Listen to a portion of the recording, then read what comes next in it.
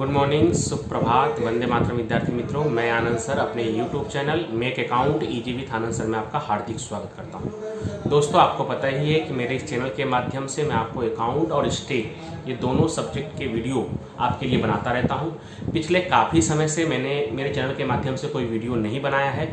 उसका कारण ये है दोस्तों कि लगभग मैंने अकाउंट और स्टेट का कोर्स यानी अकाउंट और स्टेट के सभी पाठों का वीडियो मैंने अपलोड कर दिया है और बोर्ड के एग्जाम की डेट फिक्स नहीं हो रही थी, इसलिए मैंने वीडियो अभी बनाना बंद कर दिया था। लेकिन अभी हाल में ही 2-3 दिन पहले गुजरात सरकार ने 12th बोर्ड का एग्जाम का डेट डिक्लेयर कर दिया है कि 1 जुलाई से आपकी एग्जाम होगी। खैर अभी टाइम टेबल नहीं आया है, लेकिन एग्जाम के पैटर्न को लेकर काफ़ी बच्चों के मन में प्रश्न है। इसके लिए भी मैंने एक शॉर्ट वीडियो बनाया, क्योंकि वो जो आपने पेपर की कटिंग यानी न्यूज में देखकर आप थोड़े भ्रमित हो रहे हैं कि 50 MCQ होगा। ऐसा नहीं होगा दोस्तों। जो 50 MCQ है वो साइंस स्ट्रीम यानी जो साइंस प्रवाह में जो विद्यार्थी पढ़ रहे हैं उनके लिए है। आपका पेपर फॉर्मेट जैसा नया पेपर फॉर्मेट था 2021 मई के लिए, वो सेम पेपर फॉर्मेट ही आपका होगा। दोस्तों, कुछ दिनों पहले यानी लास्ट वीडियो बनाने से पहले मैंने आपको कहा था कि मैं अकाउंट और स्टेट के शॉर्ट क्वेश्चन का वीडियो आपके लिए बनाऊंगा, यानी सेक्शन बी के प्रश्नों के हल का वीडियो बनाऊंगा। तो आपको याद होगा कि अकाउंट विषय के सेक्शन बी का दोनों पार्ट 1 और पार्ट 2 दोनों मैंने लाइव लेक्चर के माध्यम से आपको सिखा दिया है। अब स्टेट के सेक्शन बी का दो वीडियो के माध्यम से मैं आपको सेक्शन बी समझाऊंगा। स्टेट पार्ट 1 का एक वीडियो और स्टेट पार्ट 2 का एक वीडियो। दूसरा कि दोस्तों, इस वीडियो का डिस्क्रिप्शन बॉक्स आप जरूर खोलिएगा, क्योंकि इस वीडियो के डिस्क्रिप्शन बॉक्स में मैं सभी विषय के पेपर का फॉर्मेट का वीडियो और उसमें आपको कौन कौन से पार्ट नहीं पढ़ने हैं या नहीं पढ़ेंगे, या सेक्शन ए बी सिर्फ पढ़ेंगे, बड़े क्वेश्चनों के लिए नहीं पढ़ेंगे तो भी चलेगा, ऐसा पेपर फॉर्मेट सभी हिंदी के अलावा मेरे पास सभी विषय का पेपर फॉर्मेट का वीडियो उपलब्ध है। वो इस वीडियो के डिस्क्रिप्शन बॉक्स में उसका लिंक आपको मिल जाएगा, तो वो आप जरूर देख लीजिएगा। उसमें आपको account, state, eco, BA, SP और इंग्लिश इन 6 विषय के पेपर फॉर्मेट का लिंक, वीडियो का लिंक मैं आपको डिस्क्रिप्शन बॉक्स में दे दूंगा, उसे आप देख लीजिएगा।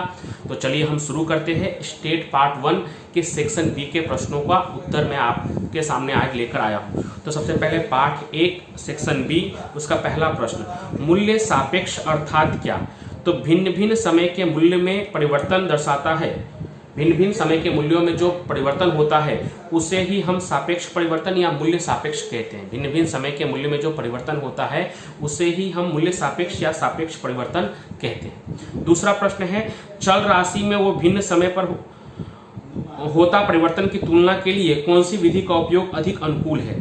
तो उसका उत्तर है सापेक्ष विधि का उपयोग अधिक अनुकूल है। तीसरा, एक वस्तु के लिए मात्रा का किसी एक वर्ष का सूचकांक 130 हो तो उसका अर्थ घटन कीजिए। तो किसी का सूचकांक 100 से जितना अधिक होता है हम क्या मानते हैं, उतने की वृद्धि हो रही है, और 100 से जितना कम होता है उतने की कमी। तो कितना दिया है इसमें? 130 दिया है। तो हम क्या कह सकते हैं कि चालू वर्ष के सूचकांक में आधार वर्ष की तुलना में 30% की क्या हुई है? वृद्धि हुई।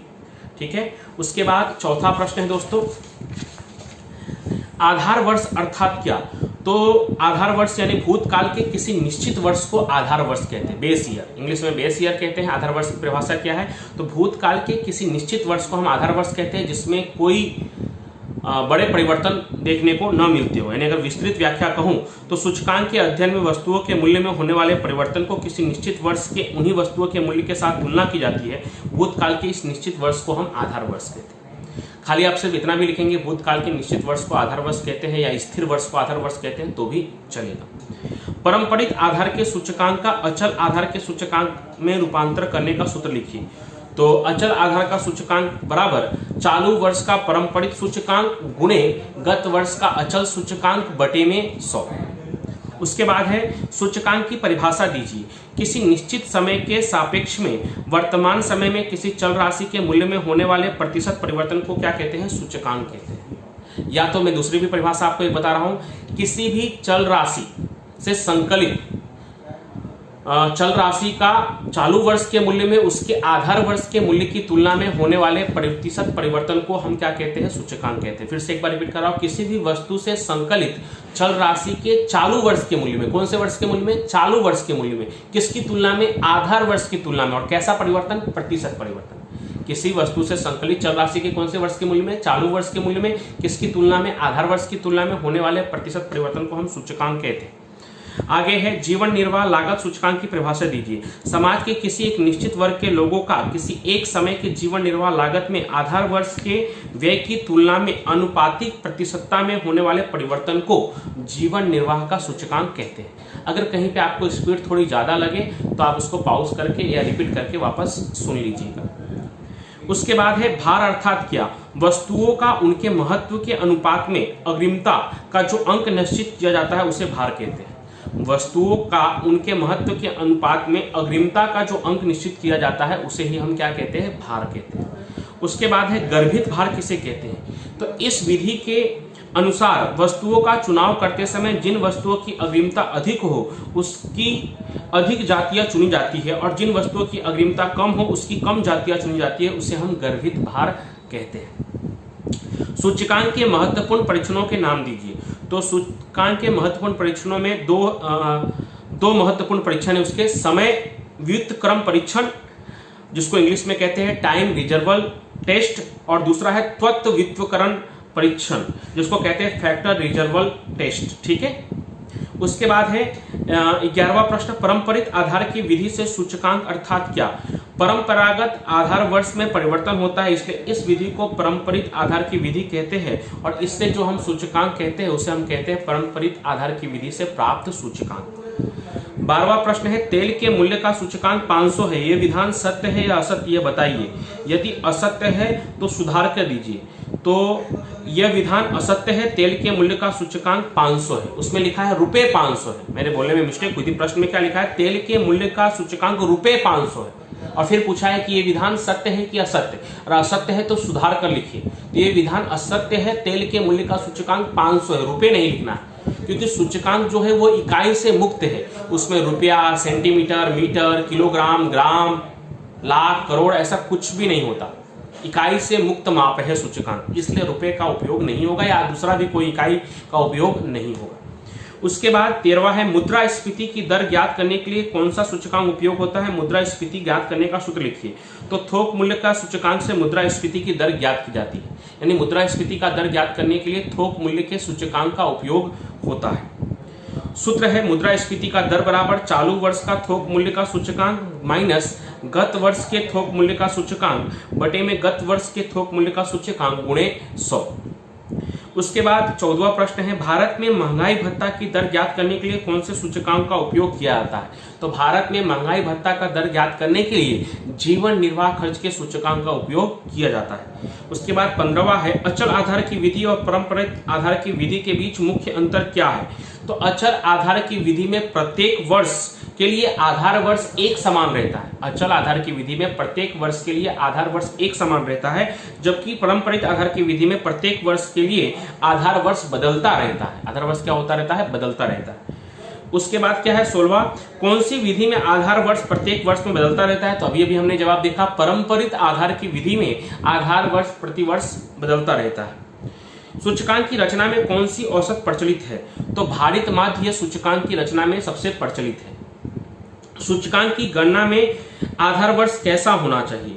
तो सूचकांक की गणना में आधार वर्ष सामान्य होना चाहिए, यानी ज्यादा फेरफार वाला अस्थिर टाइप का नहीं होना चाहिए, स्थिर होना चाहिए। यानी जिस वर्ष में ज्यादा उथल पथल देखने को नहीं मिली हो, ज्यादा तेजी मंदी, जैसे भी कोरोना काल चल रहा है, तो 19-20 को कभी भी भविष्य में आधार वर्ष लेंगे तो उचित नहीं होगा, क्योंकि 19-20 में आर्थिक प्रवृत्तियां जो है काफी मंद हुई है, काफी उसमें गिरावट आई है। ठीक है, चलिए उसके बाद अब हम पार्ट 2 के सेक्शन बी को देखते हैं। पार्ट 1 का सेक्शन बी कंप्लीट हो गया, पार्ट 2 का सेक्शन बी। तो उसका पहला प्रश्न है, सहसंबंध की परिभाषा दीजिए। तो किसी भी दो सहसंबंधित चरों के बीच प्रत्यक्ष या परोक्ष कारणों से होने वाले कमी या वृद्धि को उन दो चरों के बीच का सहसंबंध कहते हैं। किसी भी दो सहसंबंधित चरों के बीच प्रत्यक्ष या परोक्ष कारणों से होने वाले कमी या वृद्धि को उन दो चरों के बीच का सहसंबंध कहते हैं। दूसरा है, सहसंबंध गुणांक की परिभाषा दीजिए। तो यादृच्छिक चर x और y के बीच समरेखीय संबंध के परिमाण के माप को सहसंबंध गुणांक कहते हैं, जिसे संकेत में स्मॉल r से दर्शाते हैं। यानी दो चरों के बीच का परिमाप, मतलब उनके बीच का जो सहसंबंध है उसका परिमाप करने के लिए, यानी उसको जानने के लिए कि कितने हद तक उस सहसंबंध है, उसके ही माप को हम क्या कहते हैं, सहसंबंधांक कहते हैं, जिसे हम r से दर्शाते हैं। ठीक है, उसके बाद प्रश्न नंबर 3 से 6 में दी गई युग्मों के बीच धनात्मक संबंध है ऋणात्मक संबंध ये बताइए। तो जीवन बीमा की किसी एक योजना के अंतर्गत बीमा लेते समय वयस्क व्यक्ति की उम्र और जीवन बीमा प्रीमियम, तो इसके बीच में कैसा संबंध है, धनात्मक संबंध है। कैसा संबंध है, धनात्मक। सबसे पहले मैं आपको धनात्मक और ऋणात्मक के बारे में बता दूं कि अगर पहले वाले चर में वृद्धि हो रही उस कारण से दूसरे में चर में भी वृद्धि हो, पहले चर में कमी हो रही है उस कारण से दूसरे चर में कमी हो, तो उनके बीच में धन सहसंबंध है। ऋण सहसंबंध का मतलब क्या होता है, पहले चर में अगर वृद्धि हो रही है उस कारण से दूसरे चर में कमी हो, या पहले चर में कमी हो रही है उस कारण से दूसरे चर में वृद्धि हो, तो उसे ऋण सहसंबंध कहेंगे। तो पहला था कि जीवन बीमा और वयस्क व्यक्ति की उम्र और जीवन बीमा प्रीमियम, उनके बीच में कैसा संबंध है, धन सहसंबंध है। दूसरा, किसी देश में अधिक प्रचलित वस्तु का अंतिम 5 वर्ष का वार्षिक बिक्री और उसका लाभ, उसके बीच में भी क्या है, धन सहसंबंध। बिक्री बढ़ेगा तो लाभ भी क्या होगा, बढ़ेगा। उसके बाद है 5वां, किसी देश में सामान्य व्यक्ति की आय स्थिर हो तब मुद्रास्फीति दर और उस देश के सामान्य व्यक्ति की क्रय शक्ति, इसके बीच में क्या है, ऋण सहसंबंध है, अपोजिट, व्यस्त यानी कि ऋण सहसंबंध है। छठा, समुद्री सतह से ऊंचाई और हवा में ऑक्सीजन, इसका भी ऋण सहसंबंध, जितना जितना ऊंचाई बढ़ता जाएगा ऑक्सीजन का लेवल उतना कम होता जाएगा। ठीक है, उसके बाद 7वां प्रश्न, क्रूड ऑयल की वार्षिक आयात और उसी समय अंतराल में होती शादियों की संख्या के बीच सहसंबंध के बारे में क्या कहा जा सकता है। तो क्रूड ऑयल की वार्षिक आयात और उसी समय अंतराल में होती शादियों की संख्या के बीच सहसंबंध का अभाव है, सहसंबंध है ही नहीं उनके बीच, ऐसा कहा जाए। क्रूड ऑयल और शादी से क्या संबंध है, कोई संबंध उसका नहीं है। x और y के बीच सहसंबंध गुणांक 0.4 है। अब x के प्रत्येक अवलोकन में 5 जोड़ा जाता है और y के प्रत्येक अवलोकन में से 10 घटाया जाता है, तो सहसंबंध गुणांक का माप क्या होगा। तो सहसंबंध गुणांक का माप r बराबर 0.4 ही होगा। x में किसी भी अवलोकन को जोड़ने से, गुणा करने से, भाग करने से, या y में किसी अवलोकन को जोड़ने से, गुणा करने से, भाग करने से सहसंबंध गुणांक के मान में कोई परिवर्तन नहीं होता, वैसे का वैसा ही रहेगा। हाँ, अगर x और y में से किसी एक का चिन्ह बदल जाता है अगर, तो सहसंबंध गुणांक के मान में परिवर्तन होगा, और परिवर्तन क्या होगा, तो वो जो चिन्ह है वो बदल जाएगा। जैसे अगर किसी एक का चिन्ह माइनस में है तो पहले से जो सहसंबंधांक दिया हुआ है, बाद में जो नया वाला जो सहसंबंधांक है उसमें माइनस का चिन्ह लग जाएगा, बाकी कोई फर्क नहीं। तो यहाँ पे तो सिर्फ क्या कहा गया है कि 5 जोड़ा जाए और 10 घटाया जाए तो उससे कोई फर्क पड़ेगा नहीं, 0.4 का 0.4 ही रहेगा। विकीर्ण आकृति की मुख्य मर्यादा क्या है। विकीर्ण आकृति पर से सहसंबंध की घनिष्ठता का कोई निश्चित माप या निश्चित अंक प्राप्त नहीं किया जाता, वो उसकी क्या है, एक मर्यादा है। 10वां, क्या दो सहसंबंधित चल x और y के प्रमाण विचलनों का गुणाकार उसके सह विचरण के मूल्य से कम हो सकता है, क्यों। तो चल x और y के प्रमाण विचलनों का गुणाकार उसके सह विचरण के मूल्य से कम नहीं हो सकता, क्योंकि सहसंबंध गुणांक का विस्तार -1 से +1 के बीच होता है, इसलिए कभी भी वो शून्य मूल्य से कम नहीं हो सकता। बराबर। 11वां है, यदि n कोष्टक में n² - 1 का मूल्य सिग्मा d² के मूल्य से 6 गुना हो तो r का मूल्य कितना होगा। तो r का मूल्य क्या होगा, 0 होगा, क्योंकि अगर n² - 1 का मूल्य सिग्मा d² से 6 गुना है तो ऊपर भी 6 सिग्मा d² होगा और नीचे भी वही, तो पूरा पूरा कट जाएगा, तो कितना आएगा 1, और 1 में से 1 घटाएंगे क्योंकि सूत्र पूरा क्या होता है 1 - 6 सिग्मा d² बटे में n² - 1। तो n² - 1 का मूल्य d² से 6 गुना है, मतलब नीचे भी 6 सिग्मा d², ऊपर भी 6 सिग्मा d²। 6 सिग्मा d² और 6 सिग्मा d² कट जाएगा तो कितना आएगा 1, और 1 में से 1 घटाएंगे तो कितना आएगा 0। तो आपका आंसर क्या होगा, 0। यदि सह विचरण का मूल्य ऋण हो तो r का चिन्ह क्या होगा। तो r का चिन्ह भी ऋण होगा, यानी माइनस में होगा। ये हो गया आपका पार्ट 2। अब पार्ट 3 का सेक्शन बी के प्रश्नों को देखते हैं। तो पार्ट 3 के सेक्शन बी के प्रश्न लगभग 13 प्रश्न है। उसमें पहला, रैखिक नियत संबंध का परिभाषा दीजिए। तो गाणितिक फलन द्वारा निश्चित x और y के बीच संबंध को नियत संबंध कहते हैं यदि चर x और y के बीच के संबंध को किसी समरेखा द्वारा नियत किया जाए। चर x और y के बीच के संबंध को किसी समरेखा द्वारा नियत किया जाए तो उसे हम रैखिक नियत संबंध कहते हैं। उसके बाद है नियत संबंध गुणांक की परिभाषा दीजिए। तो नियत संबंध रेखा y कैप बराबर a + bxy में चर x का सहगुणांक b को y का x के प्रति अनुवायित रेखा का नियत संबंध गुणांक कहते हैं। यानी जो नियत संबंध रेखा होता है y कैप बराबर a + bx, उसमें जो b है उसी को हम नियत संबंध गुणांक कहते हैं। जो b है उसको हम क्या कहते हैं, नियत संबंध गुणांक कहते हैं। उसके बाद तीसरा प्रश्न है रैखिक नियत संबंध का मॉडल बताइए। तो सापेक्ष चर y तथा निरपेक्ष चर x के बीच जो रैखिक नियत संबंध का मॉडल है वो होता है y बराबर a plus b x plus u, a plus b x plus u, जहां a और b क्या है, अचलांक है, ठीक है, उनका मूल्य स्थिर रहता है। उसके बाद चौथा, नियत संबंध रेखा के संदर्भ में त्रुटि अर्थात क्या। तो अवलोकित कीमत y और नियत संबंध रेखा के द्वारा प्राप्त किया गया अनुमानित कीमत y कैप के बीच के अंतर को ही हम कहते हैं त्रुटि।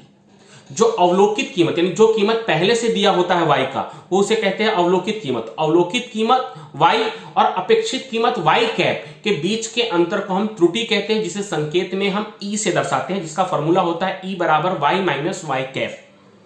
उसके बाद पांचवा, नियत संबंध की श्रेष्ठ अन्वयित रेखा प्राप्त करने की विधि का नाम बताइए। तो नियत संबंध रेखा की श्रेष्ठ विधि है न्यूनतम वर्ग की विधि, ठीक है। उसके बाद छठा है नियत संबंध गुणांक कौन से परिवर्तन से स्वतंत्र है। तो नियत संबंध गुणांक उद्गम बिंदु परिवर्तन से स्वतंत्र है, यानी उद्गम बिंदु का कोई प्रभाव उसके ऊपर नहीं पड़ता। आठवां, यदि किसी न्यादर्श बिंदु अन्वयित रेखा पर आया हुआ हो तो त्रुटि का मूल्य कितना होगा। अगर ऐसा होता है तो त्रुटि का मूल्य क्या होगा, 0 होगा। नौवां, प्रमाण माप परिवर्तन से यदि x और y दोनों चरों के मूल्य में 2 गुना किया जाए तो नियत संबंध गुणांक में परिवर्तन होगा। अगर 2 गुना किया जाए तो नियत संबंध गुणांक में कोई परिवर्तन यानी कोई प्रभाव नहीं होगा, ठीक है। दोनों को अगर 2 गुना किया जाएगा तो कोई प्रभाव नहीं होगा। यदि r बराबर 0.5, sx बराबर 2 और sy बराबर 4 हो तो नियत संबंध गुणांक byx का मूल्य कितना होगा। तो उसके लिए दोस्तों सूत्र है byx बराबर r into sy upon sx, r into sy upon sx। r आपको दिया हुआ है 0.5, sy दिया हुआ है 4 और बटे में sx दिया हुआ है 2, यानी 0.5 गुणे 4 भागे 2। 0.5 गुणे 4 भागे 2 करेंगे तो आपका आंसर आएगा 1, यानी byx कितना होगा, 1 होगा। उसके बाद 11वां प्रश्न है नियत संबंध रेखा y कैप बराबर 31.5 प्लस 1.85 x पर से x बराबर 10 के लिए y का आकलित कीमत ज्ञात कीजिए। तो x की जगह पे 10 रख देंगे, तो x की जगह पे 10 रखेंगे तो 1.85 गुणे 10 करेंगे तो 18.5 आएगा, और पहले से a कितना दिया हुआ है, 31.5। तो 31.5 प्लस 18.5 को आप जोड़ेंगे तो y कैप का जो मान है वो कितना आएगा, 50 आएगा। कैसे, तो 31.5 प्लस 1.85 गुणे 10, तो 1.85 गुणे 10 करेंगे तो 18.5, 31.5 और 18.5 को जोड़ेंगे आप तो कितना होगा, 50। फिर 12वां प्रश्न है यदि y बराबर a प्लस बी एक्स, जहां b यह बड़ा हो 0 से तो y और x के बीच संबंध दर्शाता हो तो r का मूल्य कितना होगा। तो अगर y कैप बराबर a प्लस बी एक्स में अगर b बड़ा होगा 0 से तो r का मूल्य +1 होगा, अगर छोटा होगा 0 से तो r का मूल्य -1 होगा, ठीक है। यदि y बराबर 5 माइनस 3x यह y और x के बीच का संबंध दर्शाता है तो r का मूल्य कितना होगा। तो y कैप में अगर a प्लस बी एक्स है, जहां y बराबर 5 माइनस 3x है, तो इसलिए r का मूल्य -1 होगा। r का मूल्य कितना होगा, -1 होगा, क्योंकि b कितना आया है, -3 है। b कितना है, -3। अभी मैंने आपको बताया कि b अगर छोटा होगा 0 से, बड़ा होगा 0 से, यानी कि b अगर प्लस में होगा तो r भी प्लस में होगा, और b अगर माइनस में होगा तो r भी माइनस में होगा, ठीक है। उसके बाद अब ये पार्ट 3 भी हमारा पूरा हो गया। पार्ट 4 के प्रश्नों को देखते हैं। तो पार्ट 4 में कुल मिलाकर 10 प्रश्न हैं। उसका पहला प्रश्न, घटता झुकाव हो ऐसी सामयिक श्रेणी का उदाहरण दीजिए। तो सर्दी के मौसम में गर्म कपड़ों की मांग, धार्मिक त्योहारों में कपड़ों की मांग इत्यादि, ये घटता झुकाव के उदाहरण है। सामयिक श्रेणी अर्थात क्या, किसी भी घटना या प्रक्रिया से संकलित चर मात्रा के भिन्न भिन्न समय पर प्राप्त मूल्य के समूह को हम सामयिक श्रेणी कहते हैं। यानी समय के आधार पर जो सूचना प्राप्त होती है उस सूचनाओं के समूह को हम सामयिक श्रेणी कहते हैं। टाइम सीरीज इंग्लिश में कहा जाता है। तीसरा है सामयिक श्रेणी के कौन से घटकों के कारण चल में अल्पकालीन कमी वृद्धि होती है। तो मौसमी और चक्रीय ये 2 घटक ऐसे हैं जिनके कारण अल्पकालीन कमी वृद्धि देखने को मिलती है। उसके बाद है सामयिक श्रेणी का विश्लेषण अर्थात क्या। तो सामयिक श्रेणी का विश्लेषण करके उसकी विविध विशेषताओं के संबंध में अनुमान निष्कर्ष की विधि को सामयिक श्रेणी विश्लेषण कहते हैं। फिर से एक बार रिपीट कर रहा हूं, सामयिक श्रेणी का विश्लेषण करके उसकी विविध विशेषताओं के संबंध में अनुमान यानी निष्कर्ष, पहले गेस करके उस पर से निष्कर्ष प्राप्त करने की जो विधि है उसको सामयिक श्रेणी का विश्लेषण कहते हैं। सामयिक श्रेणी के चक्रीय कमी वृद्धि को कौन से संकेत से दर्शाया जाता है। तो सामयिक श्रेणी के चक्रीय कमी वृद्धि को CT capital C small t से दर्शाया जाता है। सामयिक श्रेणी में झुकाव मापने की विधियों के नाम लिखिए। सामयिक श्रेणी में झुकाव मापने की दो विधि है, आरेख की विधि और न्यूनतम वर्ग की विधि। एक वर्ष से कम समय में पुनरावर्तन होते कमी वृद्धि को कौन से घटक की प्रभाव से दर्शाया जाता है? तो एक वर्ष से कम समय में पुनरावर्तन होते उतार चढ़ाव को मौसमी उतार चढ़ाव, उसे एक वर्ष से कम वाले को क्या कहते हैं? मौसमी उतार चढ़ाव से दर्शाया जाता है। सामयिक श्रेणी के घटक के नाम लिखिए। तो 4 घटक है, दीर्घकालीन उतार चढ़ाव, मौसमी उतार चढ़ाव, चक्रीय उतार चढ़ाव और अनियमित उतार चढ़ाव या उसको यादृच्छिक उतार चढ़ाव भी कहते हैं। 9वां है झुकाव ज्ञात करने की चलित औसत की विधि कब उपयोगी होती है? तो अल्पकालीन उतार चढ़ाव की असर दूर करके झुकाव निश्चित करने के लिए चलित औसत की विधि उपयोगी है। चल y के 7 सप्ताह की सूचना पर से अनुमानित करके रैखिक समीकरण y कैप बराबर 25.1 माइनस 1.3 t हो तो 8वें सप्ताह y के मूल्य का अनुमान ज्ञात कीजिए। तो आपको t की जगह पे क्या रखना होगा? 8 रखना होगा। तो 25.1 तो पहले से है ही, 1.3 गुणे 8 करेंगे तो 10.4 आएगा और जब 25.1 में से 10.4 घटाएंगे तो y कैप बराबर आएगा 14.7, यानी 8वें सप्ताह का जो मूल्य है वो कितना होगा? 14.7 होगा। तो दोस्तों इस तरह से ये स्टेट पार्ट 1 का सेक्शन बी मैंने आपको कंप्लीट करवा दिया। हो सकता है कि कहीं थोड़ी स्पीड ज्यादा हो गई होगी, कहीं कम हो गई होगी, तो उसको थोड़ा आप पॉज करके या फिर से रिवाइंड करके देख लीजिएगा और फिर मैं अगले वीडियो में आपको स्टेट पार्ट 2 के सेक्शन बी के प्रश्नों को लेकर आऊंगा। आज की वीडियो में लगभग 3 प्रश्न ऐसे थे जो हल करने वाले थे, तो मैंने उनको धीरे धीरे आपको समझाया है। उम्मीद करता हूं कि बिना बोर्ड पर लिखे भी आप उसे मौखिक रूप से भी समझ गए होंगे। फिर भी अगर किसी को कोई दिक्कत हो तो आप मुझे कमेंट करके बताइएगा, मैं पूरी कोशिश करूंगा कि मैं उसका सोल्यूशन आपको दूंगा। और दोस्तों इस वीडियो की डिस्क्रिप्शन बॉक्स को मैं फिर से कह रहा हूं, इस वीडियो की डिस्क्रिप्शन बॉक्स में आप जरूर देखिएगा, क्योंकि अभी जो बोर्ड का एग्जाम डिक्लेयर हुई है 1 जुलाई, अभी तो टाइम टेबल नहीं आया है। जैसे ही टाइम टेबल आएगा मैं उसके बारे में भी आपको इन्फॉर्म करूंगा। लेकिन कई बच्चों का ऐसा प्रश्न है, क्योंकि उन्होंने पेपर कटिंग और न्यूज में देखकर साइंस का बारे में 50 MCQ साइंस के बारे में देखकर वो थोड़े कंफ्यूज हो गए हैं कि उनका 50 MCQ होगा। तो मैं फिर से एक बार बताना चाहूंगा कि आपके पेपर का फॉर्मेट जैसा पहले डिसाइड हुआ था कि मई 2021 में जो एग्जाम होगी नए पेपर नए सिलेबस के हिसाब से, जो 30% सिलेबस रिड्यूस हुआ था उसके हिसाब से जो पेपर फॉर्मेट डिसाइड हुआ था, उसी पेपर फॉर्मेट से आपकी बोर्ड की एग्जाम होगी।